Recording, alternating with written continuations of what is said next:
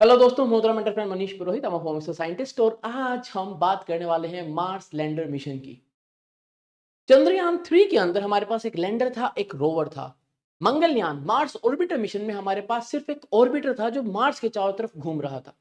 चंद्रयान 2 हमारा सक्सेसफुल नहीं रहा था, लेकिन उसका ऑर्बिटर परफेक्टली ऑपरेट करता रहा लैंडर के क्रैश हो जाने के बाद भी। हम जब बात करते हैं मार्स लैंडर मिशन की, तो पहले मार्स लैंडर मिशन नहीं, मार्स ऑर्बिटर मिशन प्लान हुआ था कि फिर से हम मार्स पर जाएंगे, मार्स की ऑर्बिट में घूमेंगे, मार्स को पढ़ेंगे। लेकिन चैलेंजेस लेने की आदत थोड़ी सी हमारी जाती नहीं। तो अब की बार यह प्लान किया गया है कि हम मार्स पर तो जाएंगे, लेकिन सिर्फ ऑर्बिट में नहीं घूमेंगे।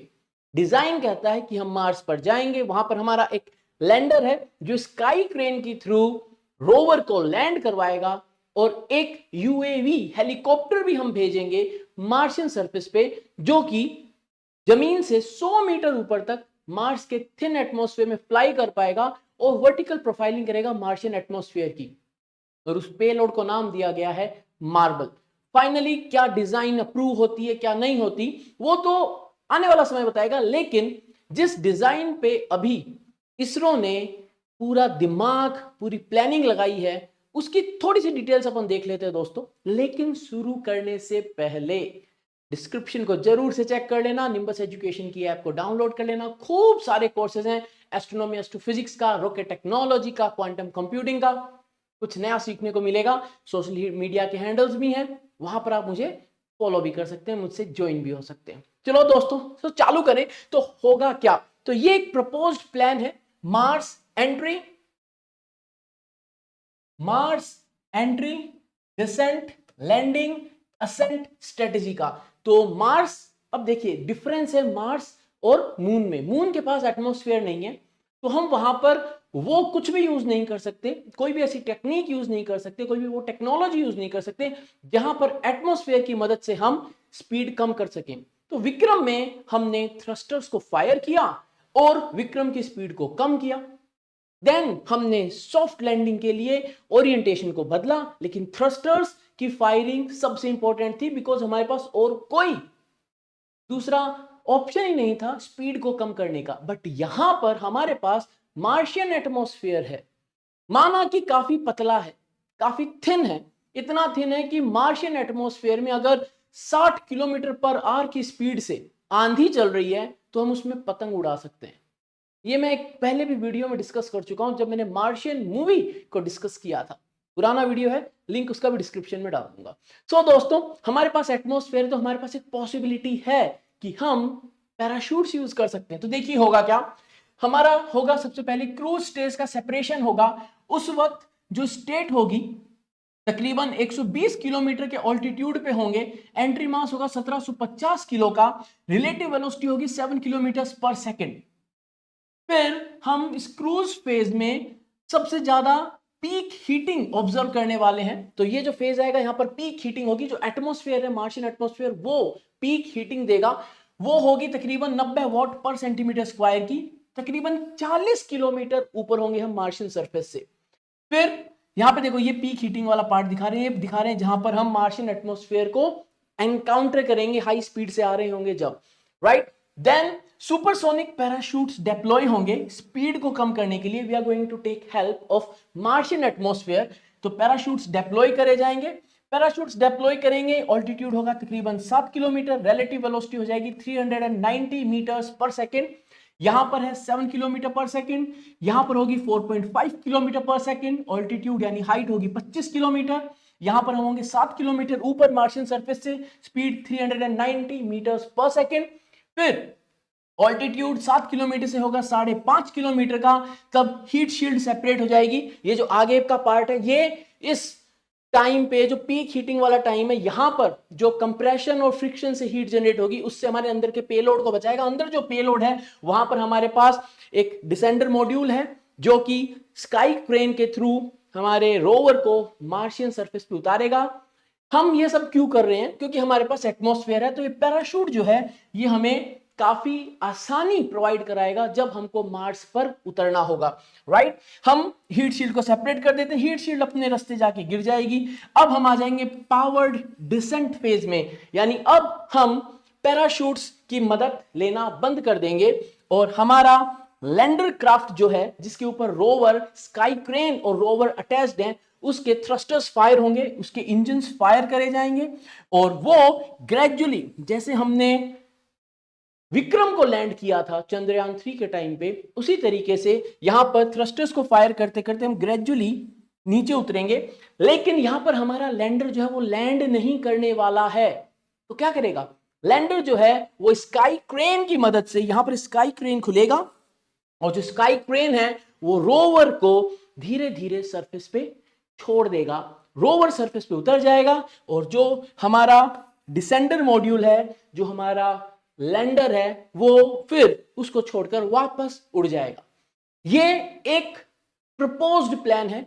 इसके अंदर जो एक और एडिशन है वो है कि हमारे पास एक हेलीकॉप्टर भी होगा। वो हेलीकॉप्टर या फिर उसको बोले तो यूएवी हमारे पास होगा।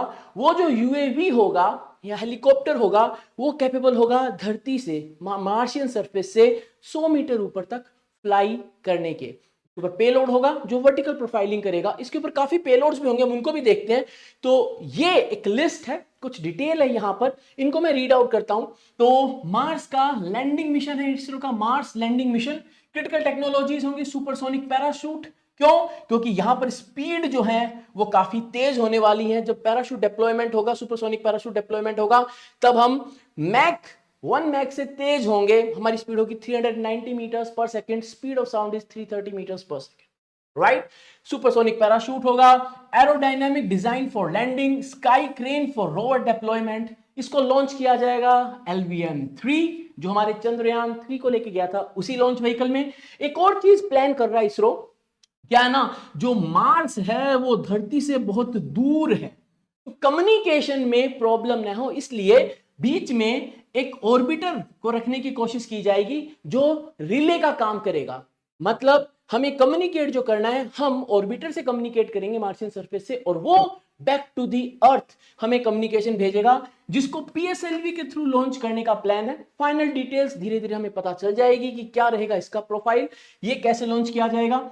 अब ये डिफरेंट हमारे पास जो पेलोड्स हैं, जो प्रपोज्ड पेलोड्स हैं, जो कि फ्लाई कर सकते हैं, फाइनल कॉन्फ़िगरेशन इसरो बता देगा हमें, but these are the payloads that might fly on Mars lander mission. याद रखना दोस्तों, ये MOM2 नहीं है, ये MLM है, लैंडर मिशन है, मार्स ऑर्बिटर मिशन नहीं है। हम सिर्फ ऑर्बिट में नहीं घूमने वाले हैं। हो सकता है ये जो रिले की हम बात कर रहे हैं ये एक तरीके से ऑर्बिटर मिशन बन जाए, क्योंकि यहां पर ये देखो, यहां पे लिखा हुआ है VNIR और IR कैमरास हो सकते हैं जो रिले ऑर्बिटर फ्लाई करेगा PSLV पे। अब यहां पर देखो कुछ इंटरेस्टिंग चीजें हैं। वो क्या? हम मार्स पर सीधे नहीं जाने वाले, हमें मार्स पर जाने में तकरीबन 9 से 10 महीने लगने वाले हैं। तो अगर हम बात करते हैं दो अलग अलग लॉन्चेस की, देखो चंद्रयान 4 जैसी फीलिंग आ रही है। दो अलग अलग लॉन्चेस हैं, एक LVM-3 पे लॉन्च हो रहा है जो हमारा मेन मार्स लैंडर मिशन है, और उसके लिए जो रिले ऑर्बिटर है वो PSLV पे लॉन्च हो रहा है। यानी ये दोनों आजू बाजू लॉन्च होंगे, फिर दोनों, एक पहुंचेगा ऑर्बिट में, एक लैंड करेगा। जो लैंड करेगा वो ऑर्बिटर से कम्युनिकेट करेगा, orbiter back to the earth signal transfer करेगा। मार्स पे जब लैंड करने की बात होती है, तो जब चंद्रयान के टाइम पे हम बोल रहे थे ना 17 मिनट्स ऑफ टेरर, तो मार्शियन जब लैंडिंग होती है तो वो जो फाइनल फेज होता है ना, जिसमें कहते हैं so many minutes of terror वाला, वो टर्मिनोलॉजी यहां पर ज्यादा सूट करती है। क्यों? क्योंकि there is a certain delay. जो इंफॉर्मेशन है वो मार्शियन सरफेस से धरती तक पहुंचने में एक डिले है। क्यों है भाई डिले? इसलिए है डिले क्योंकि जो सिग्नल आते हैं वो स्पीड ऑफ लाइट से आते हैं, लेकिन मार्स और धरती के बीच में डिस्टेंस बहुत ज्यादा है। तो हम अगर कोई सिग्नल भेजते हैं तो वो वहां पर पहुंचेगा, फिर उस सिग्नल को प्रोसेस करके उस सिग्नल के रेस्पॉन्स में जो हमें वापस एक आंसर मिलेगा, ये एक लैग होगा। अब जब मैं सारी बातें कर रहा हूं दोस्तों, और जब मैं बातें कर रहा था इन सब चीजों की कि यहां पर हमारे पास एक स्काई क्रेन होगी, हमारे पास पैराशूट होंगे, तो अब कुछ सवाल मैं आपके लिए छोड़ रहा हूं, आप मुझे कमेंट सेक्शन में बताएंगे। ऐसा आपको कुछ सुना सुना लग रहा है? मार्स के सरफेस पे हेलीकॉप्टर तो हमने भी देखा है। क्या नाम है उस हेलीकॉप्टर का? लॉन्च किया गया था। एग्जाम्पल मैं बता दूं, नासा ने किया था। नाम आप बताएंगे कमेंट सेक्शन में। और स्काई क्रेन के थ्रू भी मिशंस को मार्स पर उतारा जा चुका है। बहुत सारे लोग कह रहे हैं कि ये जो पूरा प्रोफाइल है फ्लाइट का, ये बड़ा देखा देखा सा लग रहा है। बिल्कुल देखा देखा सा है दोस्तों, इसके बारे में देखा सुना पढ़ा सब है हमने। आपको कमेंट सेक्शन में यह भी बताना है कि कौन कौन से वो मिशंस हैं जिसमें स्काई क्रेन की बात हुई है, जिसके अंदर एक मार्स के ऊपर हेलीकॉप्टर को फ्लाई करवाया गया है। मार्स पे रोवर तो काफी गए हुए हैं। तो अभी मार्स की जो पॉपुलेशन है वो 100% रोबोटिक है। एआई की पॉपुलेशन मार्स पर ज्यादा है और उसी में कंट्रीब्यूशन हमारा भी होने वाला है, राइट? तो अगर पसंद आया तो लाइक शेयर और सब्सक्राइब जरूर से कर लेना, बेल आइकन जरूर से दबा देना, डिस्क्रिप्शन जरूर से चेक करना और कमेंट सेक्शन में इन क्वेश्चंस का आंसर जरूर देना जो मैंने आपसे वीडियो के बीच में पूछे हैं। जल्दी मिलेंगे दोस्तों, तब तक के लिए जय हिंद।